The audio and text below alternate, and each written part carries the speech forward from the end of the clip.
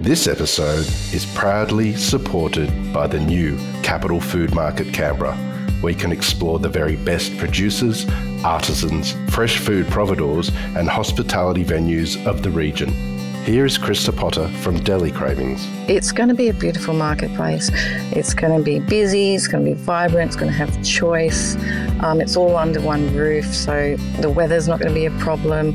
Yeah, just can't wait to see the community all back. For more information, go to capitalfoodmarket.com.au or visit the markets and feed your curiosity.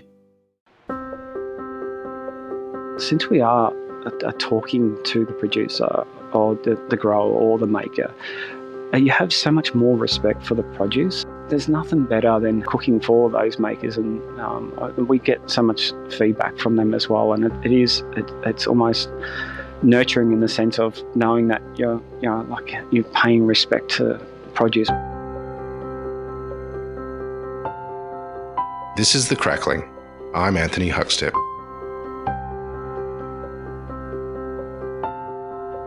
Local, seasonal and sustainable food is central to many regional restaurants, and for Trevor Perkins, a nose-to-tail approach when it comes to meat and fish preparation is not only at the core of his local sustainability ethos, it's just the tip of the iceberg too. Trevor, how are you? Yeah, very good, thank you, Huck. It's great to get you on the show. You've got an amazing little restaurant there that a lot of people in the industry talk about. How are things going? Yeah, very good. It's like we've been here for about close to 7 years now, and it just feels like it always was, Yeah, really good. It's known as or referred to as a regional restaurant, but you're only a hop, skip, and jump away from Melbourne. Tell us a little bit about where you are. We're just about an hour and 20 drive just down the M1, just to Warrigal, the local town. And then just probably 5 minutes heading up towards Currumbara on the Currumbara Road. We've got a nice little rural setting here overlooking the Wild Dog Vineyard. It feels like country, even though it's so close to the CBD. It's just overlooking nice rolling hills and a vineyard. So, why did you choose that location? It was going back. I've had another restaurant locally in town, and took a bit of a break once I sold that, and started making some wine with Bill Downey and Patrick Sullivan, and just kind of kicking around the vineyards. And so it happened the lease come available for this site here, and then I was with Bill at the time and inquired what they were doing with the restaurant, and it was up for lease as well. So kind of seemed to be the perfect timing in the sense of going into working around the vineyard with and looking at that side, and it's actually a bit of a life change for me, because even working with the guys from the in the winemaking and seeing that side, but also going back to almost farm produce and looking at the region. So, tell us a little bit about the region. You've got a great connection with the growers of the region. Do you have any sort of stories of sort of what's growing there and what you deal with? Yeah, I grew up down here in Gippsland, so it's an amazing area for produce, and it's probably known as the food bowl of Victoria. And so the connection with the farmers is probably the more important thing that I've slowly grown relationship with them over time. So it's taken a long time to do that. So when I got back I lived in Melbourne for a little while, so started. There was actually a local competition down here. To actually write up a dish and source all the local ingredients and the wine to pair it, and then the finalists got to cook off at a local food show. So that kind of got me started.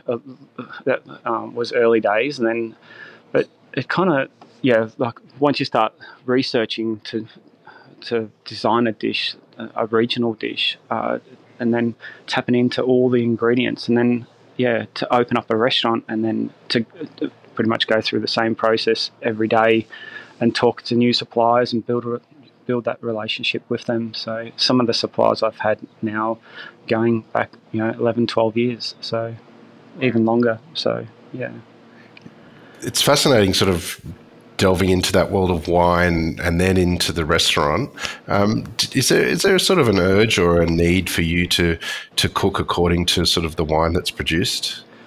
It's actually, as you know, like with wine, there's you're kind of drawn to what you like in a wine. So particularly down here, the Pinot Noir and Chardonnay is what the region's really known for. But there are so many other great varietals. But being a cool climate, the wines are shown like a lot lighter and brighter than probably your other bigger and bolder regions for their wines. So I think that definitely has an influence on the style of food that we pair, but also cook with them as well. So you mentioned the wonderful producers and the connections that you've been fostering for a while now. Do you have any stories of pig farmers and pig producers that you connect with? Yeah, I've got so many stories. Like we've had quite a few come and go over the years, but look, it's one of the hardest probably like farmers down here, because probably the abattoirs are so far away in Orbost and Laverton. But stories, actually probably one of the ones that comes close. My dad's a butcher by trade, and we've probably, I think it was about 17 years ago, we started a little salami group, and just a family and friends kind of group. Yeah, it's actually got its own branding and its name. It's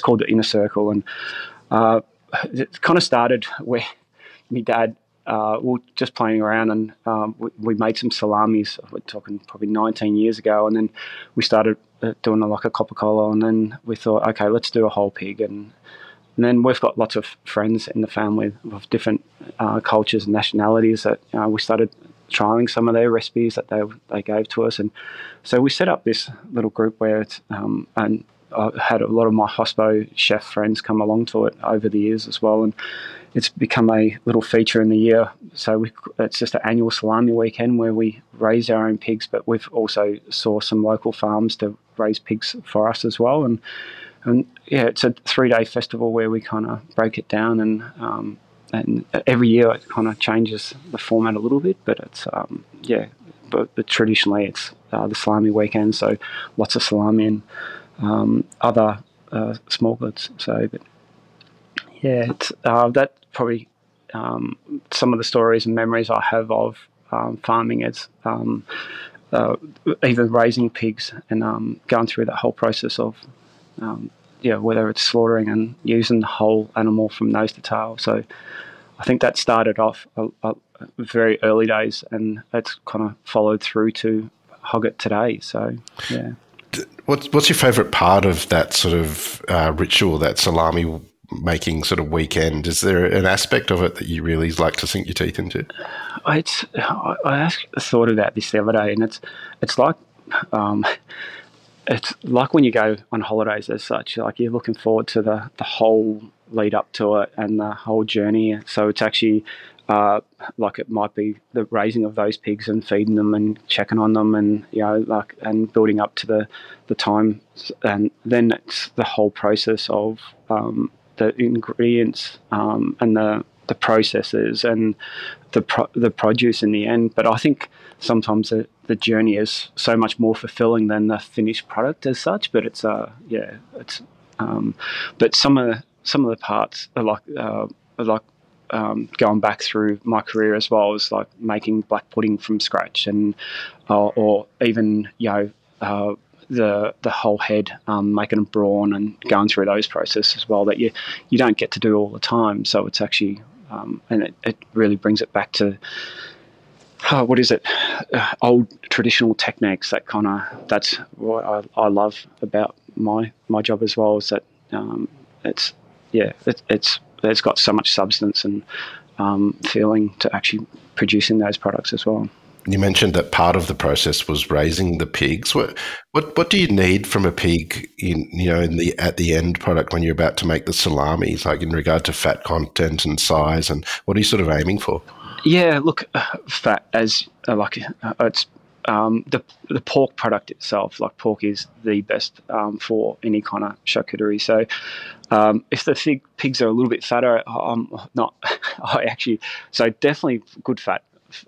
But the back fat is kind of so prized in our kitchen, particularly off the back of the neck, that we can use it to lightly smoke and use it to line a terrine, or even to hand dice and put through the salami. So it's definitely fat content. If you don't have the fat, it's very hard to make good charcuterie. So yeah. Well, I want to explore what you're doing in the kitchen there at Hogget shortly, but take us back to when you were young. What sort of role did food play for you growing up? Yeah, look, I grew up in Maui, which is probably half an hour from the restaurant. And my family's quite working, like when I grew up, very much working family. So most weekends we actually jumped in the 4-wheel drive and went camping, or like surf fishing, or saltwater fishing, or hunting, or trapping. So outdoors was a really big thing for us. So like even Mum always had a veggie garden, and so in food stories it was always something that would either be caught, or that's what I see. But coming from that like a working family, it's like the food on the table was just substantial in the sense of really nice and wholesome. It was like probably lots of pasta sauces and like roast. My grandfather was an engineer, so we always had a good workshop. So early days, like we'd have barbecues all the time over, like on whether it was camping or when we went on holidays. So lots of cooking over charcoal, I remember, even at home. So that, like, within the family, I reckon we must have 30 barbecues, I reckon, between my brothers and my parents and my cousins. So not short of a barbecue at some stage, or something grilled. But. You mentioned about your dad being a butcher. Was there any stories from when you were young that sort of rubbed off on you in regards to butchery, given that whole beast butchery is really part of what you do? Yeah, it's good. Dad comes past the restaurant quite often, and you can hear a couple of old stories of some of the stories that he's had over the times. But growing up, it was always Dad would get a lamb and break it down at home, and to whether it's to put into the freezer, but so butchery was around. And it didn't happen all the time, but it was probably more when I become a chef, and even with the salami weekends and everything else, that we started doing more butchery together. Definitely, like hunting was another aspect where I had like even shoot a rabbit and skin it and bone it, and we normally do a lot of hunting down on the 90-mile beach. So it's we used to go at night. Once we'd go spotlighting and shoot rabbits, we'd go wash them in the ocean, and it's almost kind of brining them. And Mum would actually break them up and cook them in actually chicken noodle soup, and then should, after kind of poaching them, which would made the chicken noodle soup quite tasty as well. But then should crumb them and fry them, which was our kind of southern fried kind of style rabbit. So yeah. When did you first sort of start to get interested in food and think of a career as a chef? I went into a job probably looking for more of a labouring kind of a carpenter. So I did work experience as a carpenter, and then I actually didn't like it at all. So the family member that I actually did my work experience with was his wife actually worked at a local restaurant, and they were looking for a kitchen hand at the time. So I actually went in and found my way in as a kitchen hand, and then the apprentice that was there at the time was leaving, and I got offered an apprenticeship, and it was just a small Italian restaurant in Maui, actually not far. So I ended up pretty much just working there. It was just a very small kitchen, like one chef, one apprentice. So I did a 4-year apprenticeship there, which is it was an amazing time. So same thing, just learn a lot about respect for produce and working in a small team. But it was certainly eye-opening when I moved to Melbourne and worked through a few kitchens down there. So it felt like a bit of a country apprenticeship. And when I went to the city, it's pretty much started an apprenticeship all over again. So yeah. Tell us about that move. What was it like for you to live in Melbourne, but also sort of what were the real important sort of venues and people to you as you built your career? I started looking back then. I looked at the Age Good Food Guide and I wanted to work at a really good restaurants, but I actually went to do a few trials and I just wasn't happy. And then I come across there's a restaurant called Sales in the Bay in Islewood Foreshore, and it's a seafood restaurant.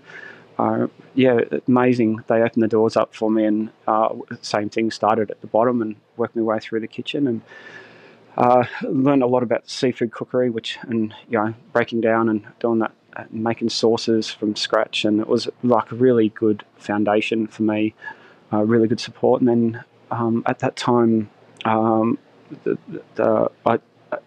Paul Bacchus was actually closing in Dymaru, and Philip Michelle was opening up another restaurant at Langton's, which is in Flinders Lane. So I got the opportunity to go across to work at Langton's there, and that was another just a huge step for me in the sense of to work in such a large brigade, but also a French kitchen. It was, and Philip Michelle was just such a gentleman, and the style of food that he was doing at the time was so iconic. So yeah. As you started to build your career from there, where did you go to? Once I finished Langton's, I actually did a little bit of agency work, just working around. So it was funny, but to walk into a different kitchen nearly every day was it was fun, but also quite daunting. I remember at the time I got to work at, I think it was the Age in town, just at the cafeteria there, and the chef asked me to make scones, and I said, I come from restaurant background, so I wouldn't even know how to make scones at that time. So I had to ring around and rang mum and asked her for a scone recipe, and so yeah. But so going from just found it difficult sometimes to work in, and the same thing on the other hand, went to work at a hospital that was doing so much covers, like so many preparation. It was cooking for like 400 was like the other extreme, like coming from a small kitchen and making maybe a couple of litres of sauce to then making like 100 or 120 litres of sauce was a complete, talking about blocks of butter and vats of milk. So, but after I finished there, I helped another friend open a restaurant in the CBD, and I actually saw probably one of the most daunting things was a failure of a restaurant, which is was always in the back of my mind of how much effort it takes to not just be a good chef, but to run a business. So after that closed, I ended up taking on a job as a head chef that's my first head chef role at Kingston Heath Golf Club in Melbourne, which is a very iconic golf club. But yeah, so that was really good. Working in that environment around the rest of the team, got to play a bit of golf, which was well, what were the challenges of that sort of head chef role for you in that environment? I was fortunate enough that there was starting off a new brigade and working around the style of business and service was definitely a lot different to what I'd come from as well. But same thing, I always had the really good discipline, and the general manager there at the time was amazing in the sense of gave me free will in the kitchen. So yeah, definitely building the team and having the support there from management was a great thing. I remember he talking to me about cost control and lots of other aspects of business, and then it started to get me head around more than just a chef, but also looking at it from a management and leadership role. So yeah, it was it was actually a great time in my career to actually then kind of fill those gaps that gave me more skill sets to then continue not only to grow as a chef but also a manager. So. Tell us about the move back to the region that you grew up in. When did that come about, and why did you do it? Yeah, I've actually had my second son almost due in 2003. So decided we both come from Gippsland, so to move back down and be closer to the family was pretty much the reason.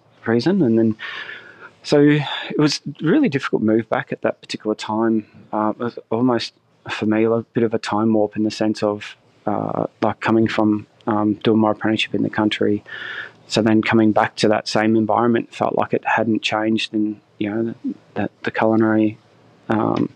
So looking for work was really difficult. To have all these skill sets and knowledge, and just wanted to find a kitchen to kind of cook in. So it took me a little while, but I ended up finding a job at the Traff Pub, which is a little just on the highway going through Trafalgar, and the owners there at the time gave me some free will, and I found some really nice young apprentices there. So and started to fill and build a bit of a brigade there, and just doing really good food on a bistro kind of a pub level, but I think that's some of the best food when it's done well. So.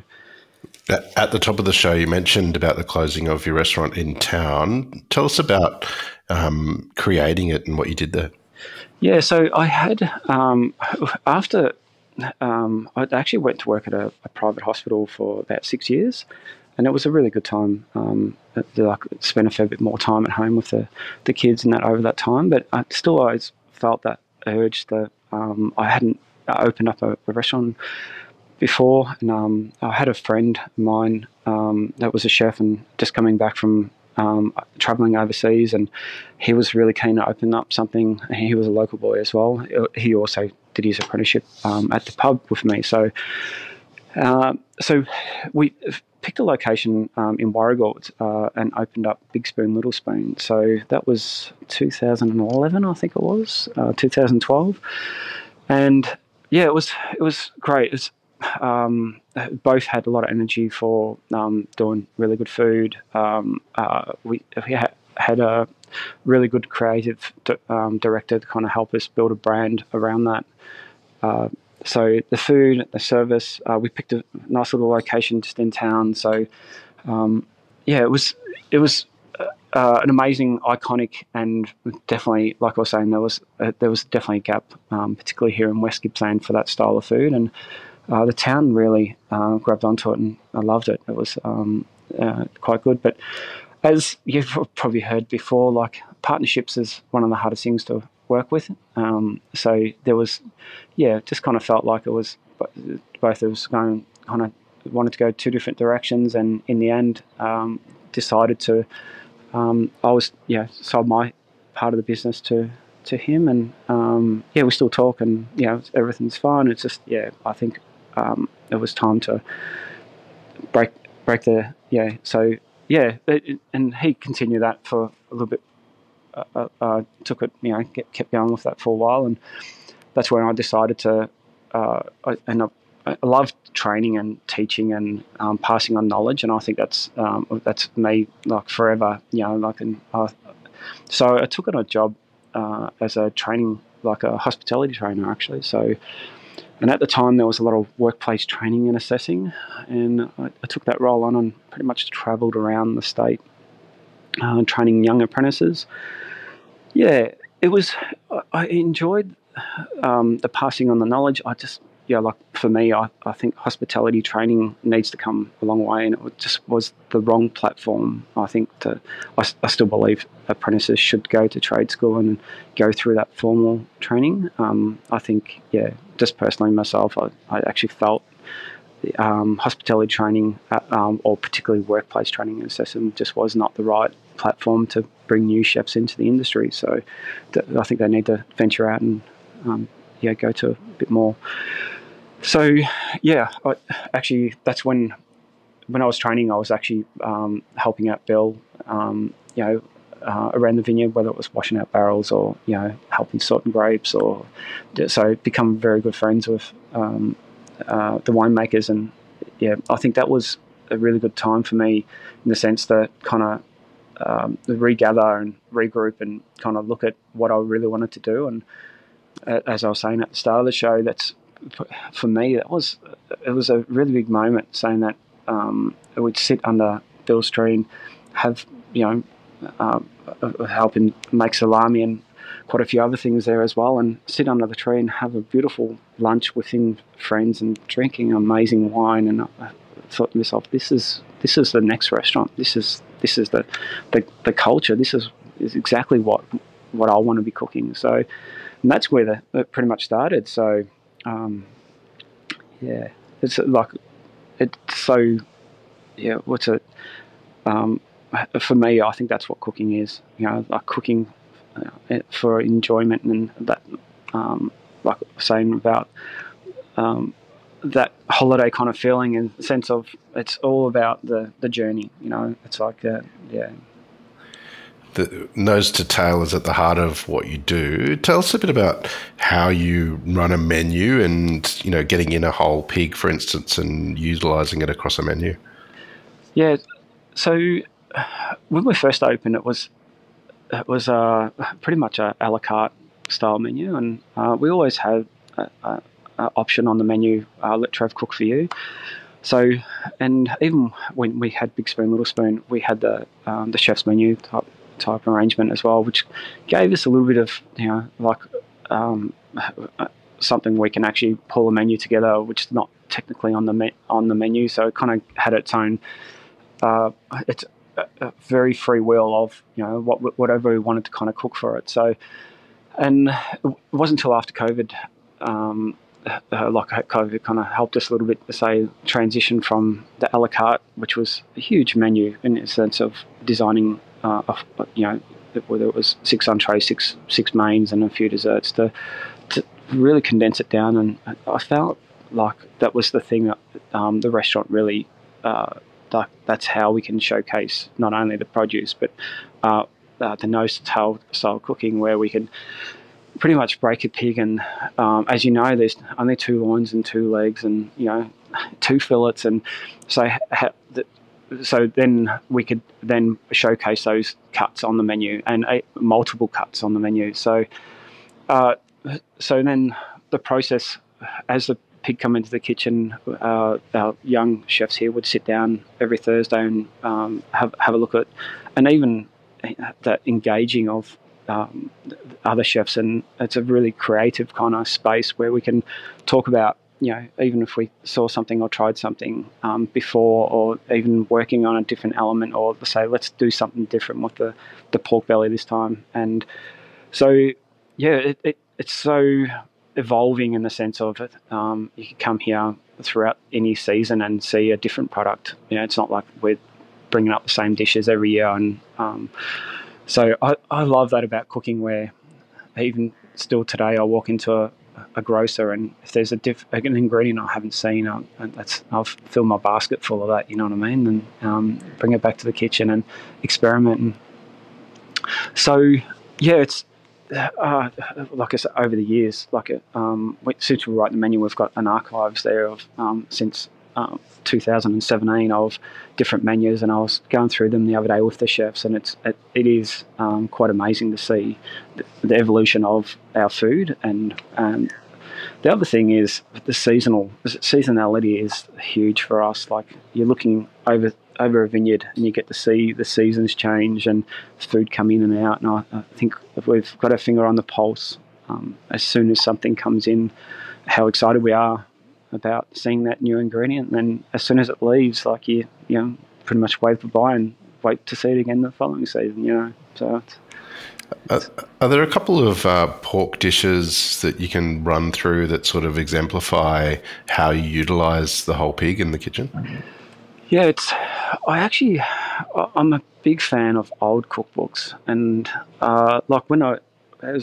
actually one of the dishes I love is when I was working with Philip Michel, he did a stuffed pig trotter, and the force meat and the whole process of braising and picking the bones out, and the force meat was actually just a little bit of pork, cream, shallots, blanched and diced mushrooms, a touch of nutmeg and like a pate spice, and then that was stuffed inside the pig trotters and then wrapped in crapinette and braised in a really nice aromatic stock. So same, like that dish is so rewarding, and it's so gelatinous, and like a really nice winter kind of dish where you're looking for that. But even like we've made similar, but like little boudins that we serve with the pork of that same kind of, not the whole pig trotter, but so there's so many different cuts like that you reference to like traditional style cooking, and so very slow braises or pork jowls, and there's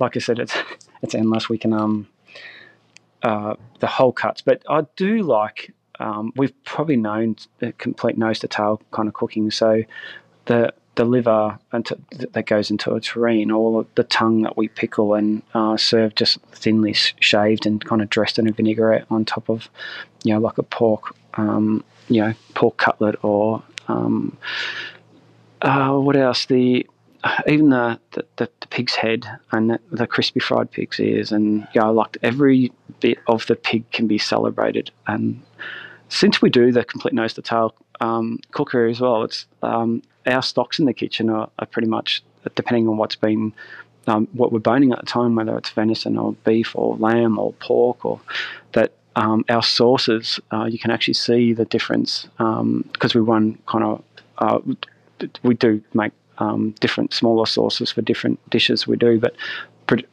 our stock pot is pretty much a multi kind of stock where you can see the difference, like when you're boning a lot of pork, that the gelatinous quality in your stock, but also lighter than when you run beef or lamb. So it's so I think that's quite seasonal as well. You mentioned that you do a terrine. I don't think we've run through one before on the show. Is there one that you can take us through, and how do you make a great terrine? Well, one of my first terrines I ever made was a wild shot rabbit. The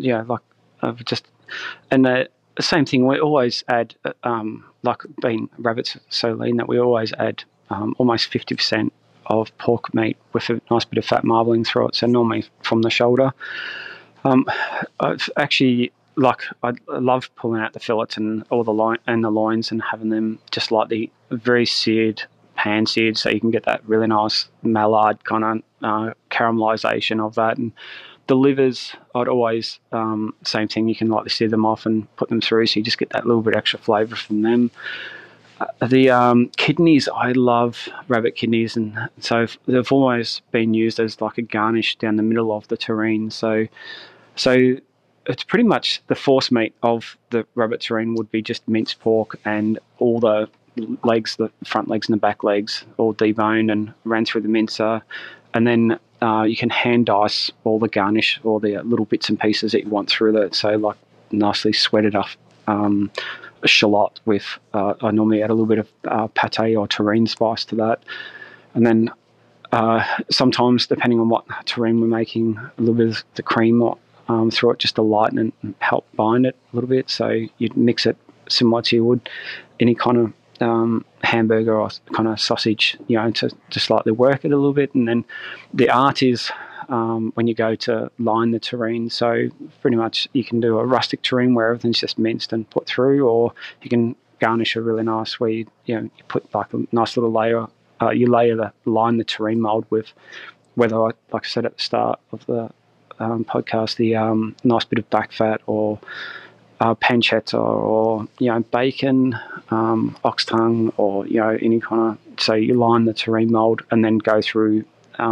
Delicately placing a little bit of force meat and having your loins and some other garnish that you really want to feature in the terrine, and then lightly poach it in a the terrine mould in an oven until it's cooked through, and then that's it. Once it normally the terrine's actually, the seasoning is super important. That when you try the meat, the force meat before cooking it, should have that nice saltiness to it. So because it is served cold, or not cold, but nice temperature, that the flavoring's right. But the jelly is the thing I love after cooking terrine. So once it's set in you can actually tell whether it's the seasoning's on point when you're just picking the jelly out of the terrine. So, but then it's same. Like I always find once you've made the terrine, it's then all the other condiments and that you put with it to kind of lift it and highlight the actual dish itself. So it's I think once again very seasonal depending on what's around at the time. Like I said, Mum's always had a good veggie garden, and she's always had plums and peaches and nectarines, and so depending on what's seasonal at the time would be what would serve with the terrine depending on season. Yeah. With this immersion into sort of seasonal cooking and whole beast butchery and cooking as well, has it changed your approach to food and cooking? It has, yeah. It's like I said, we go through a journey every it starts so deep in the sense of like we end up with produce here all the time of the best quality because we are cooking seasonally. I have come from lots of kitchens, like I've said before, and I definitely find that I've spoken a fair bit about this with our young chefs as well, but since we are talking to the producer or the grower or the maker, you have so much more respect for the produce. And then so when it comes to the kitchen, it feels like there is that connection to those ingredients. So, and that there's nothing better than having or cooking for those makers, and we get so much feedback from them as well. And it's almost nurturing in the sense of knowing that you're paying respect to produce, whether it's I think that deep down I think is probably the most rewarding thing about cooking with such high quality ingredients is we really don't need to do much at all. It's you're actually cooking with that passion that I think gets the it doesn't matter what it is. It's getting that full attention of making sure that how we treat it and how we cook it is it's always going to be the hero. So. Well, you're doing amazing things there in regional Victoria. What do you love about what you do? I think I've covered that pretty heavy. It is the passion I have, not only just for cooking and doing what we do here at Hogget. It is the team that I work around every day. That we come into the kitchen and we cook and enjoy stories, and that whole. I think it is a very family kind of orientated environment where it is. I think pushing ourselves in the sense of, we've got so much opportunity there to cook what we really want to enjoy. I love old cookbooks and reading, and I'm a bit of a dinosaur when it comes to that. But I still love flicking through books and having a look. And I think back from my time as a young chef, like there wasn't a lot of probably Instagram and all the social media they have these days, and looking deeper into more my love for provincial French cooking, and so I've got some really old cookbooks there, and I'm still really I feel that's my goal is I like to cook honestly, like just the foundations of cooking, and still through our kitchen I think we look at how we're doing things and improving our cooking ability, and so looking at produce and looking at it changes all the time as well. So that's the thing. It's something we're doing this week. We change it up, and we'll be cooking something next week. So I think it's evolving in that, and I think yeah, that's really, I think, how I wouldn't do it any other way. So it's hard work, and I think as a chef, it's working on new dishes and going onto the menu almost immediately is probably a little bit vulnerable in the sense of, we don't have a test kitchen, or we don't have, it is cooking and using our ability to cook well, I think is, like we, even once we've designed a dish, it's that fine tuning and tasting and, like really enjoying what we're cooking, making those micro adjustments all the time. So. Well, Trevor, it's an absolute honour to have you on the Crackling today to hear just a part of your story. Please keep in touch and we'll catch up again soon. No worries. Thank you very much for the opportunity. This is The Crackling, a Deep in the Weeds production in partnership with PorkStar. I'm Anthony Huckstep. Stay tuned as we catch up with some of Australia's best chefs and pork producers to discover what makes Australian pork so special.